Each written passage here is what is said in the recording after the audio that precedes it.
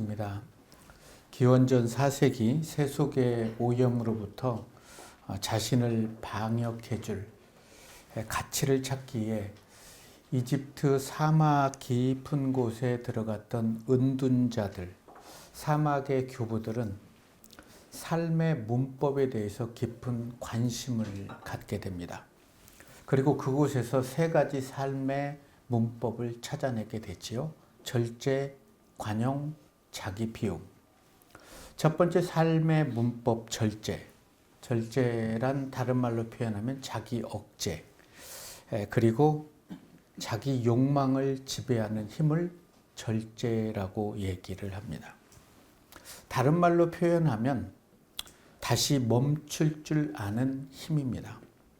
두 번째 삶의 문법은 관용이지요.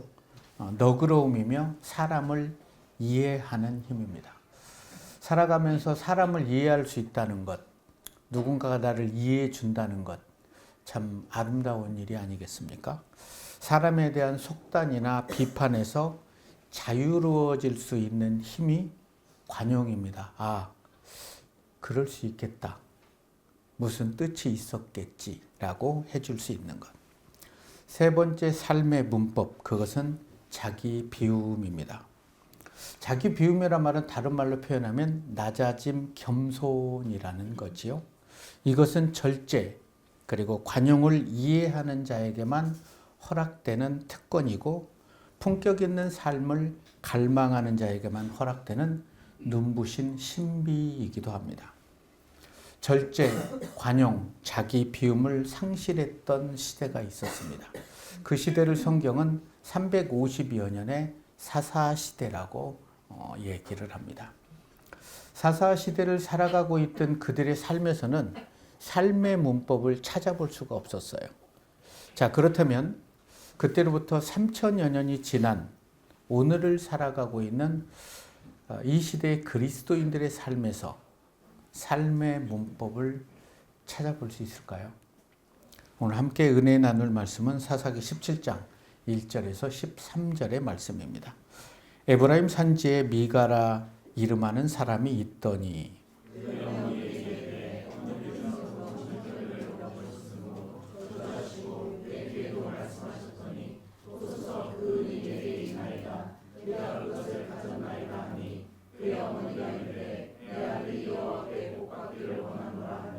미가가 은 1,100을 그의 어머니에게 도로 주매 그의 어머니가 이르되 내가 내 아들을 위하여 한 신상을 새기며 한 신상을 부어 만들기 위해 내 손에서 이 은을 여호와께 거룩히 드리노라. 그러므로 내가 이제 이 은을 내게 도로 주리라. 미가가 그 은을 그의 어머니에게 도로 주었으므로 어머니가 그 은 200을 가져다가 은을 새기고 한 신상을 새기고 한 신상을 부어 만들었더니 그 신상이 미가의 집에 있더라. 그 사람 미가에게 산당이 있으므로 그가 에봇과 드라빔을 만들고 한 아들을 세워 그의 제사장으로 삼았더라. 그때는 이스라엘의 왕이 없었으므로 사람마다 자기 소견에 오른 대로 행하였더라. 유다 가족에 속한 유다 베들레헴에 한 청년이 있었으니 그는 레위인으로서 거기서 거류하였더라. 그 사람이 거주할 곳을 찾고자 하여 그 성을 유다 베들레헴을 떠나다가 에브라임 산지로 가서 미가의 집에 이르매 미가가 그에게 묻되 너는 어디로부터 오느냐 하니 그가 이르되 나는 유다 베들레헴의 레인으로서 거류할 곳을 찾으러 가노라 하는지라. 미가가 그에게 이르되 너가 나와 함께 거주하며 나를 위하여 아버지와 제사장이 되라.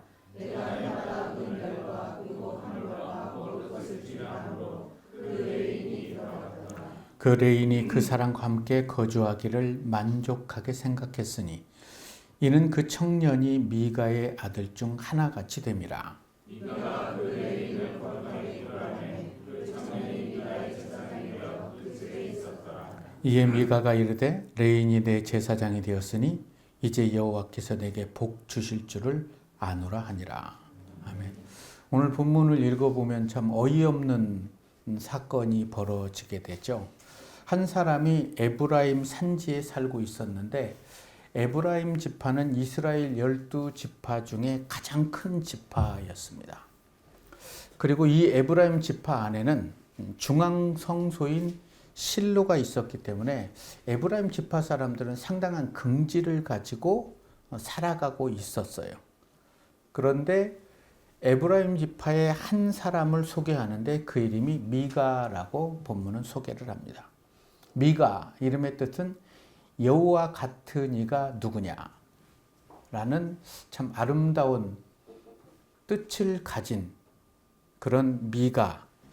그는 여호와의 이름을 높이며 살았을까요? 미가는 자신의 이름이 가진 의미를 품고 살지 못했을 뿐만이 아니라 정직하지도 않았고 또 신앙 또한 미신적인 신앙을 소유했기 때문에 그의 삶에는 절제, 관용, 자기 비움을 찾아볼 수가 없었죠.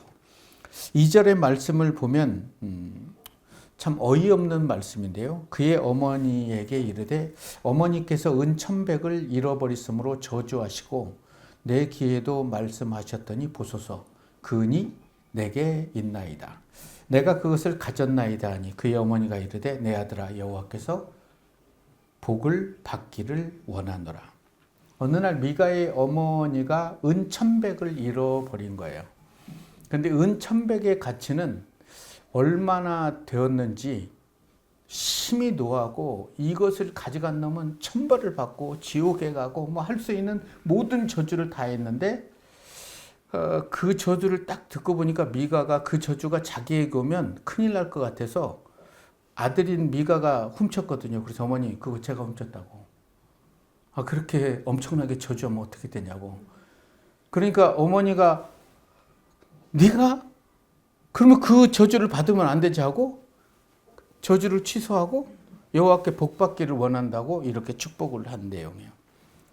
미가의 어머니가 잃어버렸던 은 1,100은 1,100세겔이에요. 한 세겔은 4데나리온이에요. 한 데나리온이 하루 품삯이기 때문에 하루 품삯을 10만 원으로 환산하면 현시가 한 4억 4천 정도 되는 돈을 훔쳐갔다는 거죠. 그것을 듣고 난 다음에 당장에 돌려주는 아들도 시침이 뚝 떼도 되는데 이들의 신앙은 참 이상한 쪽으로 많이 기울어졌죠. 하나님의 말씀대로 살지 않으면 신명기 말씀대로 저주를 받고 살면 축복을 받는 이런 것들을 믿지 않고 어머니의 축복과 저주를 믿었던 미가. 그래서 어머니에게 그 돈을 돌려주니까 어머니가 너 다시 써라 이렇게 얘기를 하는 거예요. 그리고 나서 그 은 1,100을 다시 돌려주니까 그 중에 얼마를 가져다가 신상을 만들게 된 거죠. 자신을 위해 그리고 아들을 위해 축복하면서 신상을 만들어 놓고 그것을 어떻게 얘기하냐면 여호와께 거룩하게 드린다는 거예요. 자기가 할 짓 다 하고 여호와께 거룩하게 드렸다라고 이렇게 얘기를 하는 거죠. 미가의 가정에서 신상을 만들었다는 것은 사사시대의 이스라엘 가정에서 백성들이 하나님의 말씀을 얼마나 경홀히 여겼는지를 보여주는 한 장면이기도 합니다. 이들은 10계명, 1계명과 2계명을 어긴 거죠. 나 외에 다른 신을 두지 말라. 너를 위해 우상을 만들지 말라. 첫 번째 계명과 두 번째 계명에 숨겨진 뜻은 딱 하나예요. 너와 나 사이에 어떤 것도 끼어들어서는 안 돼. 그게 1계명과 2계명이에요. 여러분과 하나님 사이에 그 어떤 것도 끼어들면 안 된다는 거예요. 하나님의 백성으로서 가장 기초가 되는 계명이 미가의 도둑질 사건을 통해서 무너져 버리게 되는 거죠. 사사시대의 어두운 서막은 사사기 2장 10절 11절에서 이렇게 시작을 합니다. 그 세대 사람도 다 그들 조상에게로 돌아갔고 그 후에 일어난 다른 세대는 여호와를 알지 못하며 여호와께서 이스라엘을 위하여 행하신 일도 알지 못하였더라. 그 결과는 11절에서 이스라엘 자손이 여호와 앞에서 악을 행하며 바알을 섬겼다라고 기록을 합니다. 이스라엘 백성들이 자기의 자녀 후손들에게 신앙의 유산을 물려주지 않았어요. 모세를 부르셔서 자기 민족들을 구원하시고 이 땅을 주신 이런 모든 것들을 물려주지 않는 거죠. 그렇기 때문에 후손들은 당연히 여호와를 알지 못하죠. 여호와를 알지 못한다는 것은 여호와께서 이스라엘을 위해서 행하셨던 모든 일들을 하나도 알 수가 없었다는 거예요. 그러면 어떻게 될까요? 그들은 여호와의 목전에서 악을 행하고 이방 신들을 섬길 수밖에 없었다.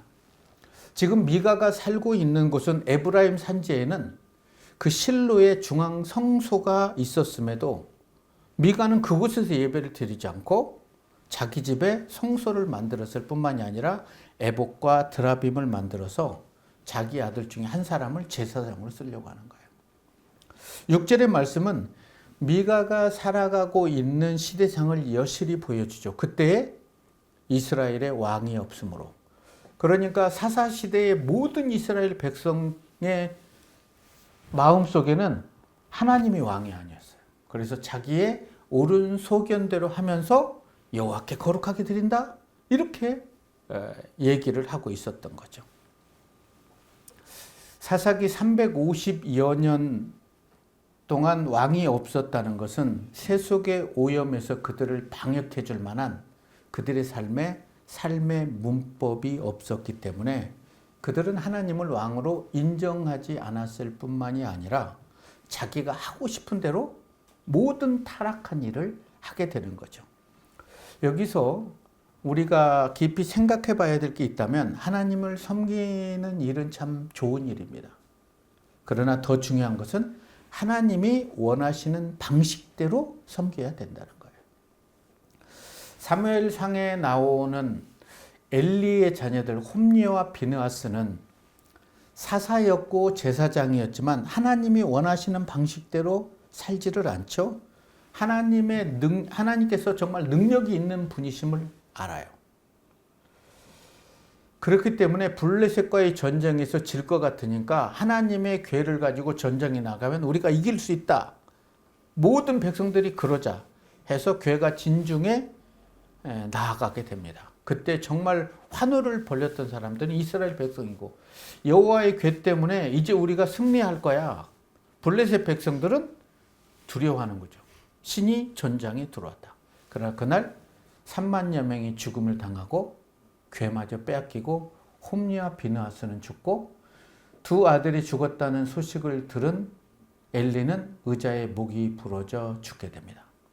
그리고 비느하스의 아내는 아이를 낳고 이가봇이라고 이름을 칩니다. 여호와의 영광이 이스라엘에서 떠났다라고 얘기를 해요. 아프죠? 하나님의 궤를 빼앗긴 이스라엘 백성들의 삶은 암흑이었습니다. 미가 또한 마찬가지지요. 하나님의 이름을 높여드리기 위해서 성소를 만든 게 아니에요.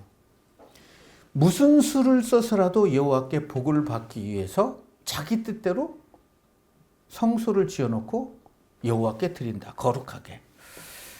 그런데 그렇게 딱 성소를 만들어 놓고 에봇과 드라임을 다 만들어 놓으니까 때에 맞춰서 한 레인이 찾아오게 돼요. 이거 하나님이 나의 기도에 응답하셨다. 그래서 우리 집안의 제사장이 돼줘라. 그러면 연봉을 얼마 주겠다. 그러니까 그 제사장이 알았다. 그 정도 주면 뭐 한 가정 하는데 뭐 먹여주고 재워주고 연봉 주니까. 그래서 그것을 받아들이게 됩니다. 해마다 은열과 의복 한 벌과 먹을 것을 주겠다. 이것이 레인이 미가의 집에 머물기로 결정한 이유예요. 이쪽으로 오십시오. 이 교회로 오시면 연봉 1억에 집에 모든 것을 드리겠습니다. 그래요? 그리고 작은 교회 목회자가 큰 교회로 갈 때 작은 교회에 있는 성도들에게 제가 기도해 봤더니 하나님이 육지로 옮기라고 그랬습니다. 여러분들도 기도해 주십시오. 그곳에 가서 목회를 잘할 수 있도록. 뭐 하나님이 보내실 수도 있지만 꼭 그렇지 않을 수도 있죠. 미가는 레인이 자기를 위하여 자기 집의 제사장이 되면 하나님께서 엄청난 축복을 주실 거라는 그릇된 믿음을 가지고 있었어요. 또 미가가 제시하는 연봉을 제사장은 흔쾌히 수락하는 거예요. 알았다고. 자, 레인이 미가의 집에 머물려고 결정한 유일한 이유는 경제적인 측면이었어요. 그렇다면 우리가 잘 산다고 말할 때 그 잘 산다는 것의 기준은 뭘까요? 오늘 본문에 나오는 레인의 판단 기준은 경제적인 측면이었습니다. 그가 제사장의 직분을 수행할 만큼 인품과 영성을 지니고 있었는지는 우리는 잘 알지 못해요. 그러나 미가는 레인을 자신의 제사장으로 세워놓은 후에 이렇게 고백을 합니다. 13절에 보니까 이에 미가가 이르되 레인이 내 제사장이 되었으니 이제 여호와께서 내게 복 주실 줄을 아노라. 너무나 기가 막힌 발상 아닙니까? 이 한 구절을 통해서 미가가 어떤 사람인지를 성경은 제시하고 있는 거죠. 미가는 하나님 자신이 아닌 하나님 손에 있는 은혜와 축복에 관심을 가지고 있었어요. 자, 그렇다면 나를 구원하시기 위해서 이 땅에 예수 그리스도를 보내주시고 많은 섬김과 말씀을 전해주고 우리를 위해서 많은 매를 맞고 십자가에 죽으시고 우리 죄를 사하시고 우리를 천국으로 인도하기 위해서 부활하신 그 예수님, 그분을 통해서 구원받은 우리는 무엇을 추구하며 살아가고 있는 것일까? 나는 정말 예배를 드리면서 무엇을 위해서 예배를 드리는가? 내가 교회를 다니니까, 내가 예배하니까, 내가 예물을 드리니까 하나님께서 내게 복을 주실 거야. 혹시 미가의 고백이 나의 고백은 아닐까? 예배 드리는 이유? 구원하심에 감사해서. 우리가 감사의 예물을 드리는 이유? 받은 은혜가 너무나 감사해서 드리는 거죠. 어떤 축복을 받기 위해서 드리는 게 아니라 받은 은혜가 감사해서 몸밖에 드릴 것 없어 이 몸 바친다는 이런 찬송가의 고백처럼 내가 받은 은혜가 감사하면 감사할수록 그 은혜를 피어 올리는 게 감사의 예물이 아니겠습니까? 개인적인 탈선보다 더 무서운 것은 신앙적인 탈선입니다. 그 중에서도 목회자나 종교인들의 탈선이 더 엄청나다는 것을 사사기를 통해서 보여주고 있는 거죠. 사막의 교부들은 그 누군가의 죄를 딱 바라보면서 이런 말을 했어요. 아니다. 그가 오늘 죄를 범했지만 내일은 내가 저 자리에 있을지도 몰라. 그들에게는 절제, 관용, 자기 비움이라는 삶의 문법으로 세속의 오염으로부터 자기를 보호할 수가 있었어요. 사사기 17장은 사람들이 무슨 생각을 하며 그때의 사람들이 어떻게 살았는지를 보여주고 있어요. 사사시대 그들은 자신이 누구인지를 알지 못해요. 자신을 구원하기 위해서 모세를 통해서 10가지 재앙을 통해서 그 많은 일들을 통해서 이곳까지 오게 하신 여호수아를 통해서 이런 것들을 전혀 알지 못해요. 그렇기 때문에 그들에게는 감사할 이유가 없는 거죠. 왜냐하면 여호와를 알지 못하고 여호와께서 나를 통해서 행하신 일을 알지 못하니까 찬양할 이유가 없는 거예요.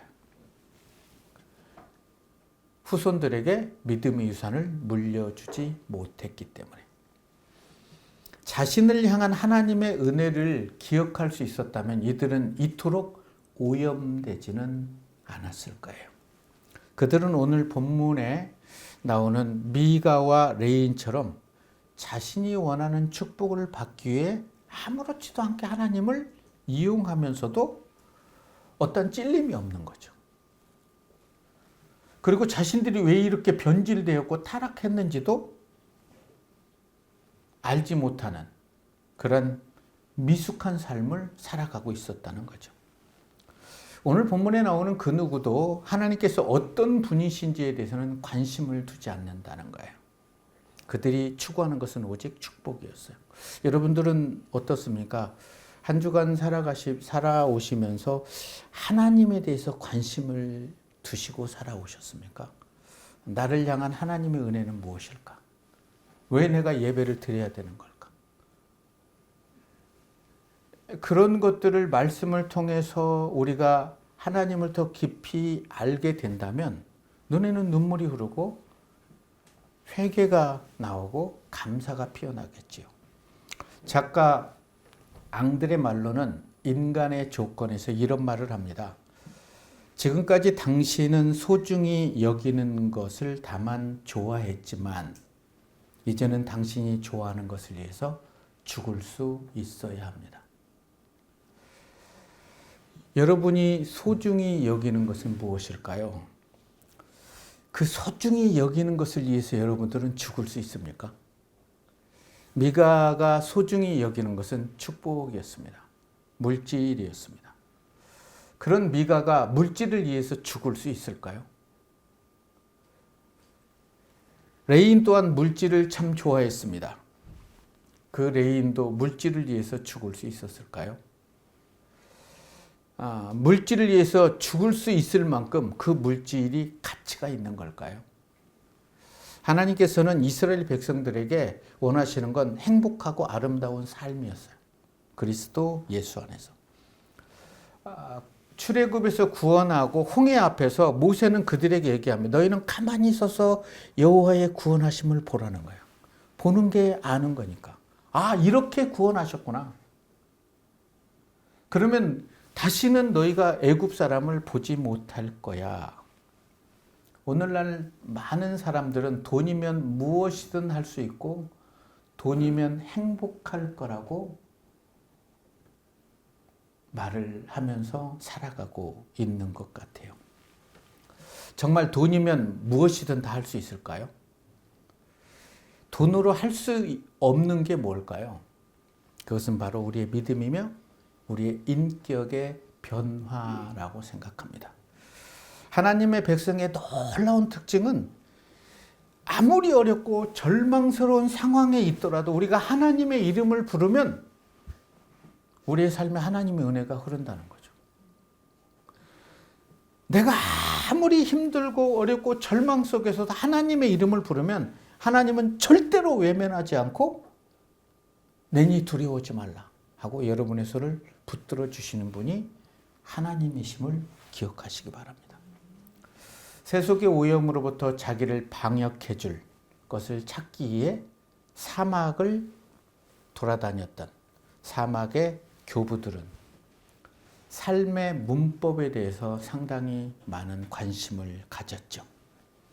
그렇다면 이 시대를 살아가는 그리스도인들에게도 세속의 오염으로부터 자신을 방역해 줄 삶의 문법이 있어야 되지 않겠습니까?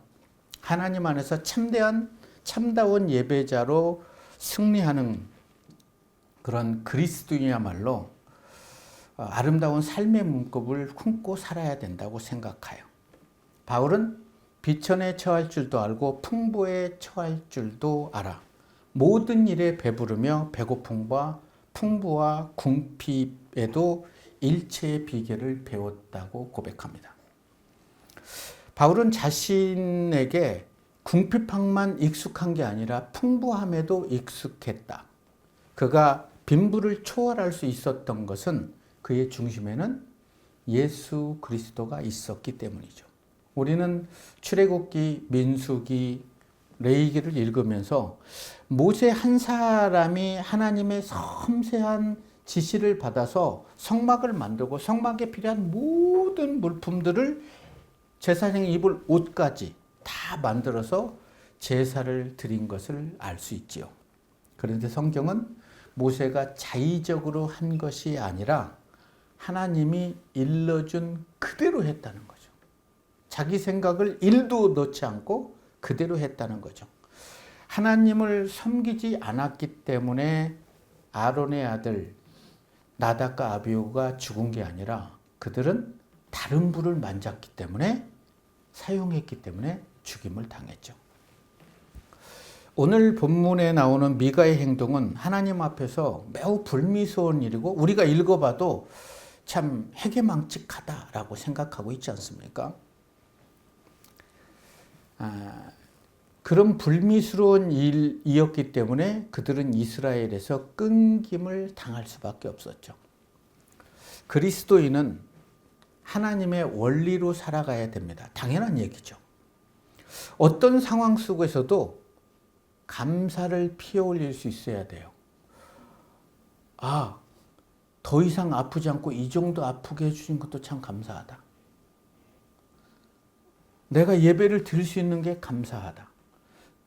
이게 늘 그런 어떤 상황 속에서 감사를 피어올리게 되면 그 사람의 삶에는 더 아름다운 감사를 피어올릴 수 있다는 거죠.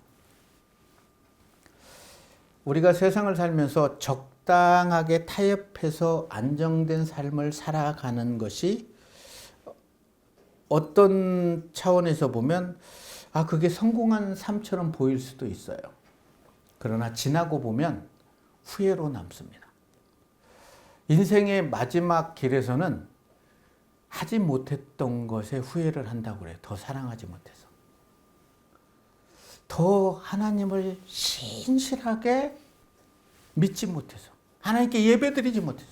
하나님께 드리지 못해서 그런 것들이 후회로 남는다고 그래요. 한 일에 대해서는 후회가 남지 않다는 거죠. 우리는 우리가 생각한 것보다 훨씬 더 중요한 사람이에요. 우리 한 사람 한 사람이 하나님과 세상 앞에서 얼마나 소중한 사람인지를 우리는 알아야 되죠. 그때 우리는 우리를 통해서 하나님이 새 일을 행하실 거예요.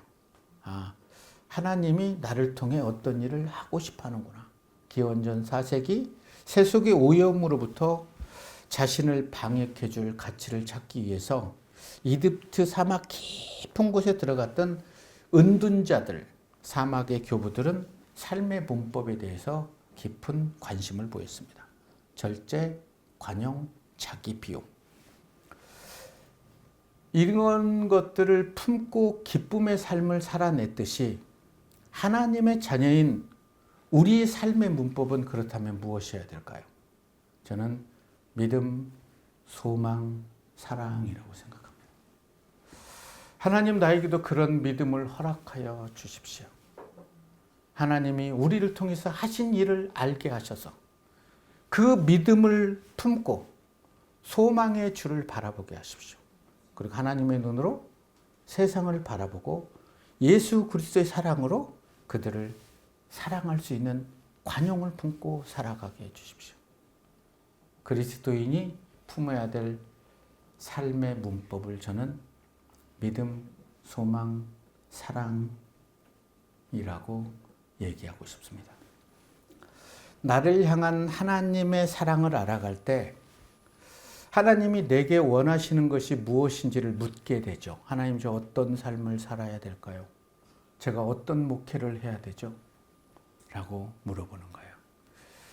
가끔 어쩌다 자녀들이 부모에게 와서 엄마, 나는 엄마에게 어떤 딸이었으면 좋겠어? 라고 물어본다는 거. 아빠, 나는 아빠에게 어떤 아들이었으면 좋겠어? 그런 질문을 하면 고맙지 않겠습니까? 하나님, 제가 어떤 삶을 살아가기를 원합니까? 그래서 세상에 소망을 두었던 것들을 내려놓고 하나님을 향한 소망을 품고 하나님을 알지 못하는 한 영혼들에게 내가 만난 예수, 나를 변화시킨 예수, 그래서 삶으로 그들에게 예수 그리스도를 전할 수 있는 그런 저와 여러분이 되시기를 우리를 죄에서 구원하신 예수님 이름으로 축원합니다.